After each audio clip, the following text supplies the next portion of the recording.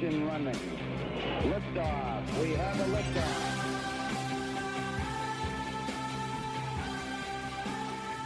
Good evening. Welcome. It's Eric Erickson here. It is News 95.5 and AM 750 WSB 9 after the hour. The phone number 404-872-0750 1-800-WSB Talk. I will get to Mike Flynn here in just a minute. What happened to him today?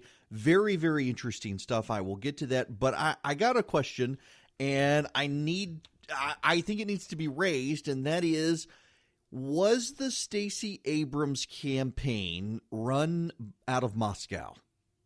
Was her campaign orchestrated by the Russians? Now, I don't mean to be flip here, but what are some of the things the Abrams campaign did? The Abrams campaign aggressively in the black community told black voters that Brian Kemp was out to steal the election, that their voter registrations were being canceled, their votes were being canceled, their absentee ballots were being thrown out, their provisional ballots were being thrown out, their early voting was being thrown out. It was all a mess. It was Brian Kemp stealing the election. Didn't matter what they did. I've had more than one reporter suggest to me, I had people call and they were angry with me for raising the issue, but I've had reporters subsequently say they do believe that Stacey Abrams lost some votes because she so thoroughly was able to convince a segment of the population that it didn't matter what they did, Brian Kemp was going to steal the election. And so they didn't bother to go vote. You will note that towards the end of the campaign, until after it was over, the campaign largely dropped that argument in the last couple of weeks because it seemed to be backfiring on them by suppressing the vote. But that's one of the things she did. One of the other things that the Abrams campaign did is they riled up socially conservative voters. Gun activists were riled up when Abrams went on television on The View and would not oppose the idea of gun confiscations. If you'll remember that exchange, Meghan McCain specifically asked Stacey Abrams if she was in favor of confiscating guns, and Abrams would not say no on that. She was very, very, very jaded, if you would. I shouldn't say jaded. That's not the right word. She obfuscated. Man, I'm sorry. My brain's not working. She obfuscated on the issue. She would not just come out and say no. And Meghan McCain pushed her on gun confiscation. She would not say no. That hurt her. It hurt her with religious voters when she went out. She said she's a believer and she doesn't think we need this, and essentially the Christian baker needs to bake the cake. That did not help her. None of those things worked in her favor, and it really did not help in the last couple of weeks of the campaign after a massive, devastating hurricane, to which this station, to its great credit, is still covering the immense fallout after that hurricane. Stacey Abrams went to South Georgia and insulted the agriculture community and farmers. That did not help the campaign. But you had gun rights activists were triggered when she went on The View, and no pun intended there. Pro-lifers and religious voters were really upset with her for statements on abortion and on religious liberty issues. And then, of course, you had black voters who she kept telling them, your vote's not going to count. They're going to steal it from you. So we need to ask the question for a very important reason. We need to ask the question, was the Abrams campaign run out of Moscow? Were the Russians involved? Okay, so the reason I ask it that way, and let me just be up front here with you, maybe I should have done this before the traffic toss, but no, I don't actually think the Abrams campaign was run by the Russians out of Moscow or anything like that. But what I find very striking is that the Senate Intelligence Committee has released a report on Russian interference in the 2016 election. And you know what the Russians did, what the Senate report finds? The Russians targeted black voters and told them that the Republicans were going to steal it anyway, that the Republicans had rigged the vote, that the Republicans were suppressing the vote, that the Republicans were screwing up voter registrations, that the Republicans weren't counting absentee ballots, that the Republicans weren't counting provisional ballots, that it was the Republicans doing this, black voters, you better stay home. It's not even worth voting anymore. The deck is stacked against you. That's what the Russians did in 2016. It's what the Abrams campaign did. And the Russians also targeted gun activists against Hillary Clinton and told targeted gun activists through Facebook communities, through Instagram, through Twitter and the like, that Hillary Clinton is coming to grab your guns, that she supports gun confiscation, that Hillary Clinton is going to round up your guns, she's going to pass gun control measures, they're going to force you to turn in your guns, et cetera, et cetera, et cetera. That's what the Abrams campaign did. And that religious voters were going to be targeted, Christians were going to be punished, the rise of persecution in this country, that the Supreme Court was going to be stacked with a bunch of people who were going to force Christians to violate their faith, that we were going to have pastors forced to perform gay marriage, bakers forced to bake the cakes, et cetera, et cetera, et cetera. That's pretty much what the Abrams campaign did, although not to that extent on that particular issue. But I'm reading the Senate report, and it's staggering. The very things the Abrams campaign was doing are things the Russians were doing in 2016. You can't make this stuff up.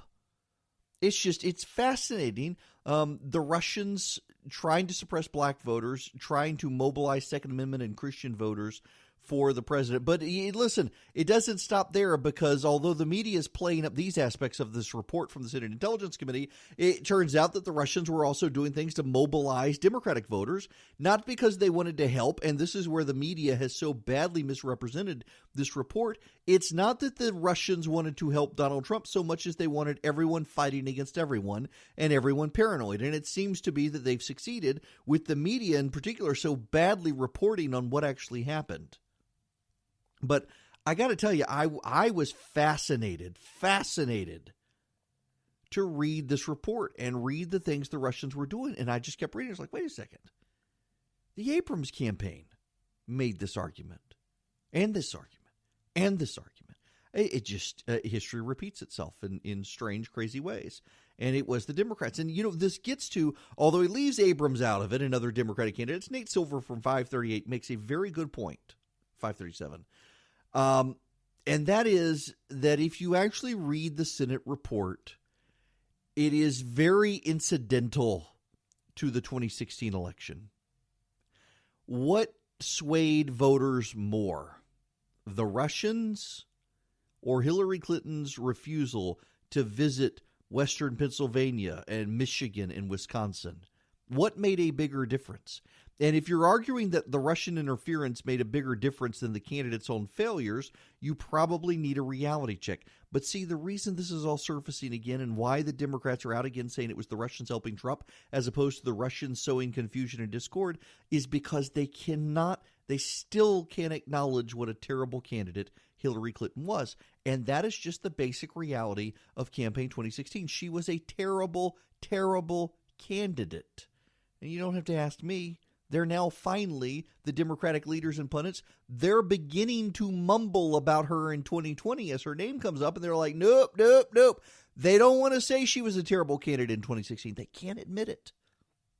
But when it comes to 2020, no way. They want a fresh face, even if that fresh face is Joe Biden.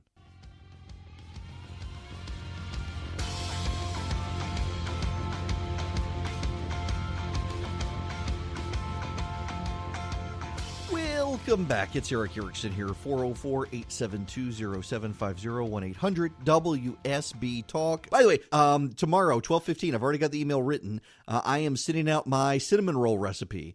If you want my cinnamon roll recipe, you got to be on my recipe list. I send out a recipe once a week at noon on 12:15 on Wednesday. It's just one recipe once a week. I don't sell the email list. You're not going to get ads, spam, anything like that. It's just a recipe once a week. If you want it, text the word recipe to 345-345, and I will send you that recipe on Wednesdays. I have a confession to make, and some of you are going to be very angry with me. You shouldn't be, but you're going to be, because I know that's the nature of some of the folks in the audience. One of the things that I tell you guys all the time is you should at least try to relate to the other side as the opposition, not the enemy. You should try to see them as a person, as an American who just disagrees with you politically or culturally, but they're not necessarily an evil person, a bad person, or what have you. And one of the people who has taken me up on this, of all things, is my wife. And one of the things she wanted to do was she wanted to read Michelle Obama's biography. And she actually wound up loving the book because it's not political at all. Mrs. Obama, does not delve into political issues and policy. It's just stories about her childhood and growing up in Chicago and her family, and I mean, stories just about obtaining shoes when she was a child and learning to play the piano and things like that. And those are the things my wife absolutely loves. Story time like that. She absolutely loves those stories, and so she loved the book because it's those sorts of stories. So Christy's birthday is tonight. The show is abridged tonight. There's a basketball game at 6:30. And so I am taking my wife out to dinner. And for her birthday, I got her tickets to see Michelle Obama in Atlanta in May. Yes, I did. I will be taking my wife to see Michelle Obama in May. You can start praying for me now. I don't know that they'll even let me in.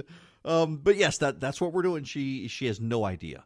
Absolutely no idea. I have waited to I've been wanting to tell her forever. And I'm terrible. I get someone a gift for Christmas or their birthday, and I want them to have it now because I'm so excited that I put that much thought and effort into getting them something I know they'll like. I want them to have it and be happy immediately and not wait. I'm terrible with delayed gratification myself on stuff like this, and I'm terrible with others when it comes to that as well. But nonetheless, today is her birthday, and she will find out. I also got her one of those fancy Dyson hair dryer things.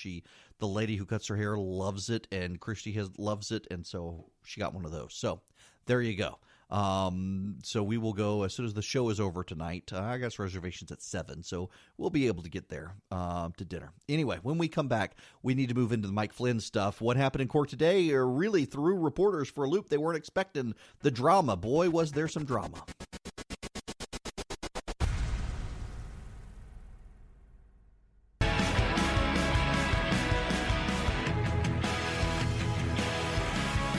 It's Eric Erickson, and it's 39 after the hour. The phone number is 404-872-0750, 1-800-WSB-TALK. Mike Flynn has not pled guilty. In fact, he's pled nothing. He went to court today. It was kind of interesting. So the Judge Sullivan, is kind of the gruff judge in Washington. He's been part of many a rodeo. I think back during the Clinton scandals and everything else. The judge has been around the block, and this morning things got off to a bang with the judge basically saying they should have charged Mike Flynn with treason. And of course, all the Democrats were, they should have been. He's a traitor. On and on and on. Well, after lunch, the judge walked it all back and actually apologized from the bench, saying he had misunderstood one of the key facts, that the things that Mike Flynn was doing, he stopped doing after the election. That particularly this was his negotiations with the Russians and whatnot. He was working, or not the Russians, the Turks. He was working essentially as a lobbyist for Turkey without disclosing it. An agent of a foreign government, you got to disclose these things in Washington, and he didn't do it, and he got in big trouble. And now 2 of his associates are pleading guilty or being charged with representing the Turkish government without disclosing it.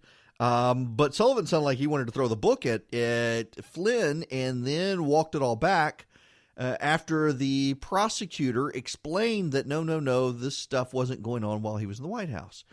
I've got to tell you, so Judge Sullivan ordered the investigators from Bob Mueller's team to release the memo documenting what Mike Flynn had told them. The moral of the story is never lie to the FBI. The reason I say never lie to the FBI is because none of what Mike Flynn told the FBI, or none of the stuff, I should say because he lied, none of the stuff Mike Flynn did was illegal. In fact, the stuff Mike Flynn did was a legitimate function of being the national security advisor for the incoming president of the United States during a transition period between administrations. What Flynn did is he reached out to the Russian ambassador and the Russian foreign minister and others and essentially told them, hey, President Trump's been elected. He wants a different relationship than what the Obama administration wants. You do not need to retaliate against the United States for the imposition of sanctions Obama's just done. We're going to roll all that stuff back. when President Trump comes in. There's no reason to shake financial markets as President Trump comes in. We're going to reverse this. That is a perfectly legitimate function of the incoming National Security Advisor. Whether you like it or not, it is a totally legitimate function. And that's all Flynn did. But Flynn did something else as well. He lied to the FBI about it. You see, the FBI was not recording Mike Flynn's phone calls. The FBI was recording calls to the Russians. They were recording the Russians' information. And Flynn got caught in phone conversations that the FBI was recording from the Russians. That's how they found out about all this stuff. And the reality is that none of what Flynn said was criminal. And the judge, once he realized all of this afternoon, he apologized from the bench about accusing him of treason, among other things, and seemed a little bit incredulous, except for the fact that Flynn lied to the FBI. Now, so on Flynn, I really do think that he was convinced the FBI would report back to the Obama administration. And the Trump team wanted to keep everybody from the Obama administration in the dark. So they didn't want to admit it. They didn't want to fess up. So he lied to the FBI, thinking that there would be no traceback, there would be no punishment, that it was perfectly legitimate to do that to keep the Obama administration in the dark if he thought the FBI was going to rat out the change in policy. That fundamentally what Flynn did came from a position of not trying to willfully obstruct the United States, but trying to willfully obstruct Barack Obama's administration from putting anything in place to stop President Trump from changing public policy with regard to Russia. This is all speculation on my part again, but just the whole series of events, the rhetoric from back in 2016, everything we've known since then seems to me that just as the Obama administration was willing to do a lot of stuff they shouldn't have done with regard to the Steele dossier and things like that, I think that also the Trump administration and Mike Flynn in particular did things out of a complete distrust of Barack Obama. Both sides behaved badly and unethically because of their distrust of each other. But it is this administration that's going to see people carted off to jail. Whether you think that's fair or not, that's the reality of the situation.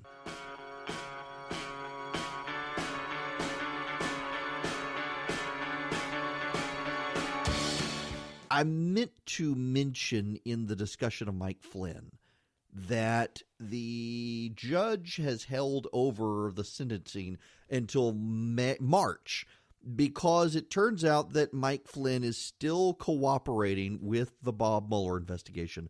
We don't know what he is cooperating about. We don't know what information he is providing. I assume that he is not implicating the president in anything. It is very interesting to see the president lashing out at Mike Cohen for taking a plea deal, but not lashing out at General Flynn. Now, part of that is the president loves him some generals, but also I think the president probably understands that Mike Flynn is not selling him out.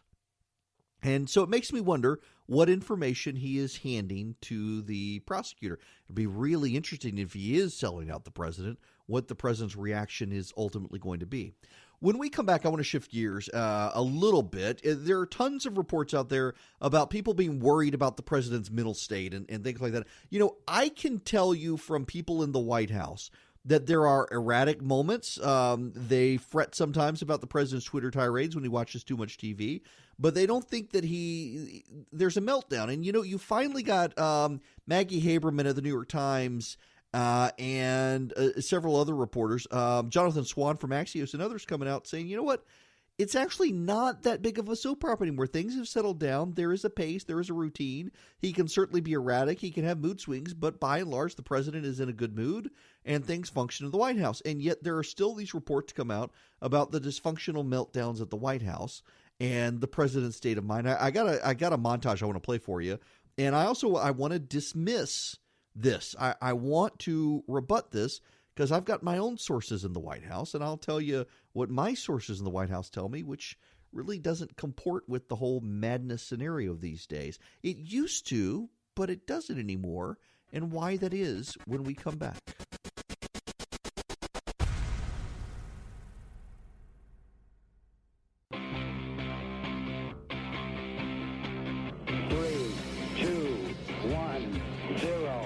Engine running. Liftoff. We have a liftoff. Welcome back to the second hour. Eric Erickson here. Reminder, there is a basketball game at the bottom of the hour. Also, this is important. This time, January 3rd, the show's going to be over. We're going to end at 6 o'clock. No, it's not going down to just an hour. Sorry, people. No. Taking 4 o'clock, so 4 to 6. So all of drive time, with the exception of about the last 30 minutes or so. Mark Aram is going to be 6 to 8. And then you can listen to the second and third hour of Sean Hannity from 8 to 10. So starting 4 o'clock, January 3rd.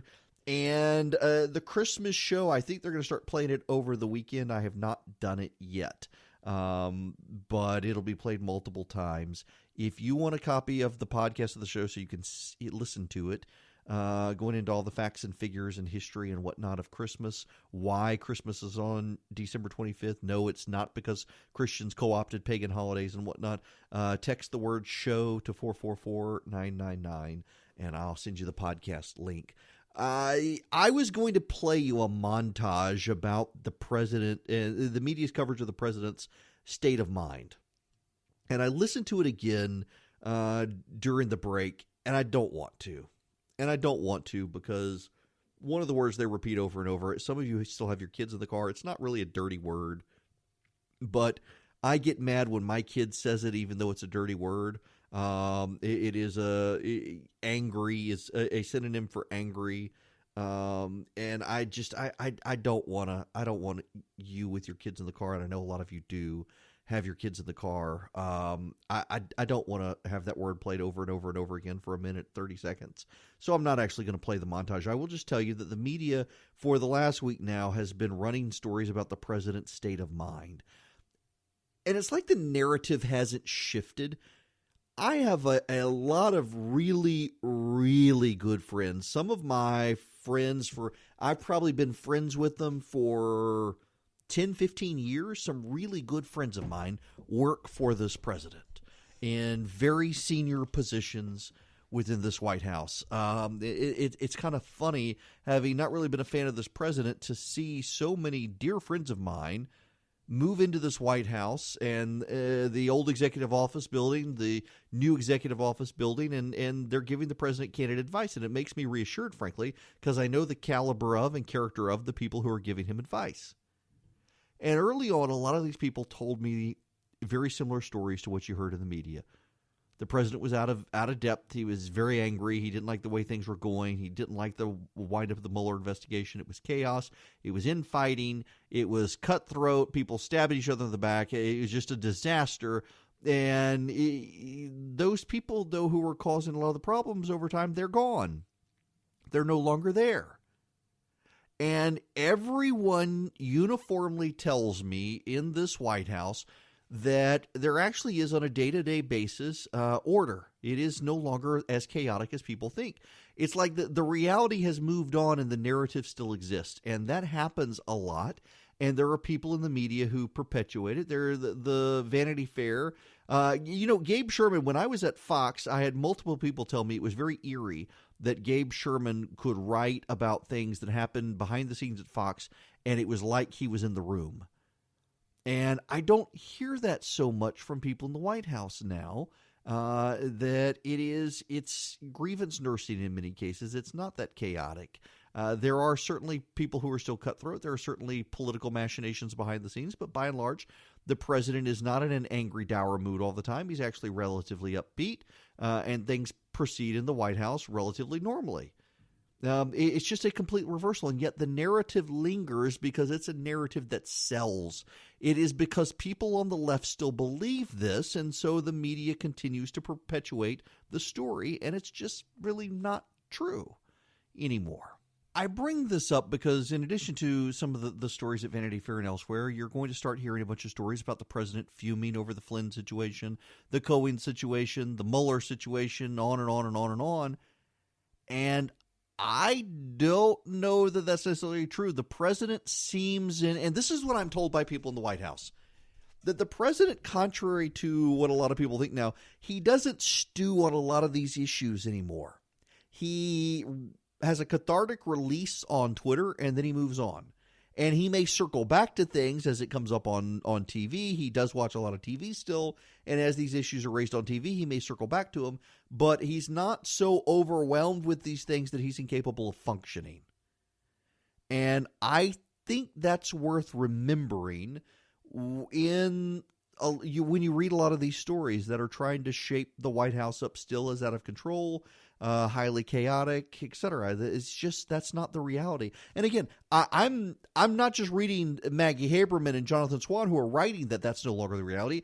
I know the people who work in the White House. And no. I'm getting a text message from a listener right now asking if I'm going to name those people. No, I'm not going to name them.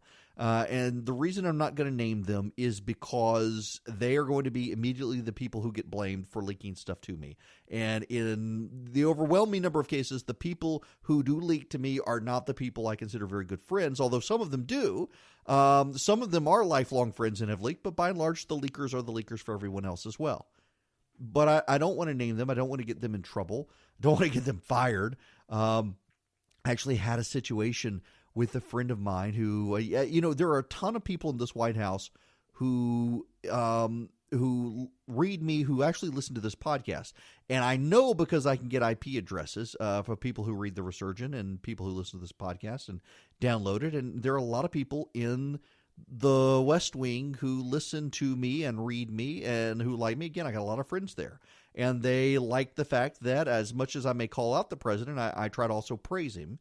And this isn't to tout my own horn. It is just a reminder, though, that it's the political side of things that can be problematic for people. A friend of mine was telling me recently of an encounter with some of the political team who don't work in the White House, and they were a little bit concerned that he and I were friends, and he had to reassure them that it was okay. It's kind of funny how some of these lingering grievances from 2016 have stuck around. And, one of the most frustrating things right now in a position like mine and others in the conservative movement is that we've had to become very good diplomats, because there are a lot of us who aren't fans of the president but like a lot of what he and his administration do, and we want to support those things, and we still get blasted on a regular basis. Every single day, people call this program and want to yell at me that I'm still angry, bitter, never Trump.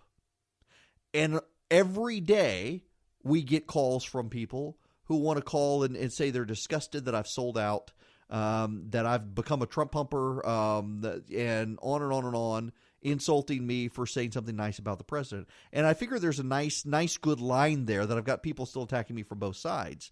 It is very difficult, though, now to be friends with people on both sides of this issue. You become a very good diplomat because you've got friends who no longer talk to each other because some have fallen completely in with the Trump team and some want absolutely nothing to do with him and believe anyone who does is sold out.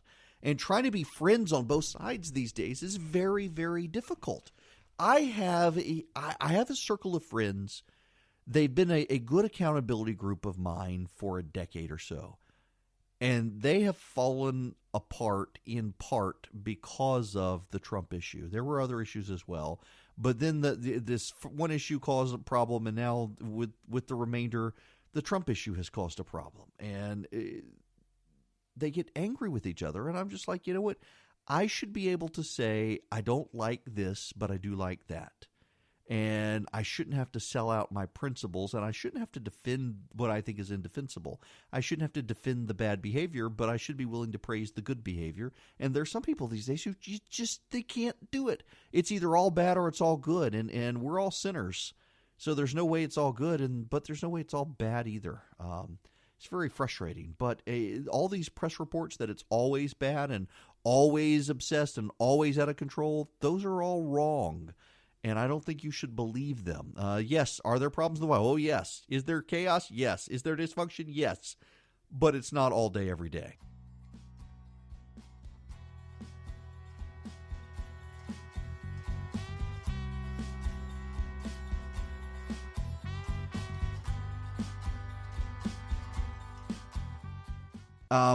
Now I've lost my, I know what I was going to say. Every year I do a Good Friday show, and it actually is a burden. Is emotionally draining to do the Good Friday show. And after the first year I did it, the reaction from some folks around here was, that's too much Jesus talk. Don't do that again. But we were overwhelmed with requests from people to please. They wanted copies of the show. Will you podcast it, etc. And it took on a life of its own. And now it's kind of expected around here. And it is emotionally grueling to do that show. But the pig farmer and management here at WSB have been so encouraging every year. And now they've asked me to do the Christmas show as well. And the Christmas show is not really emotionally grueling because I've been taking the church history classes and really going through and did you know there are 5,700 copies of Greek New Testament letters written within 100 years of the resurrection? So it's not like we can say that, they waited forever to write scripture. No. It's within 100 years we were having copies, which means the originals were made well within 100 years. Just fascinating stuff like that. Did you know Polycarp and Ignatius, two of the early church martyrs, they were students of John the Apostle. They're actually how we know he wrote the Gospel of John because they wrote about him writing the Gospel of John. They were there when he did it. Just fascinating stuff. And so I put all that in a Christmas program. And why Christmas is the 25th. There's a specific reason. It has nothing to do with co-opting Saturnalia or the Sol Invictus. It has real legitimate reasons from the early church. So all that's together. And I'll do that show, and I'll push it out as a podcast. If you're gone for Christmas and you want to listen to it, text the word show to 444-999. You should find it as educational as I did doing the research for it. Very excited to be able to do this year.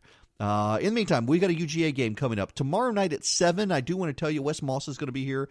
The stock market is just having the worst year since the Great Depression, pretty much, or worst December at least. And Wes is going to be here to talk you through the finances. You're going to want to listen to that. I will see you guys tomorrow night, though. I'm going to take my wife out for birthday now. See y'all.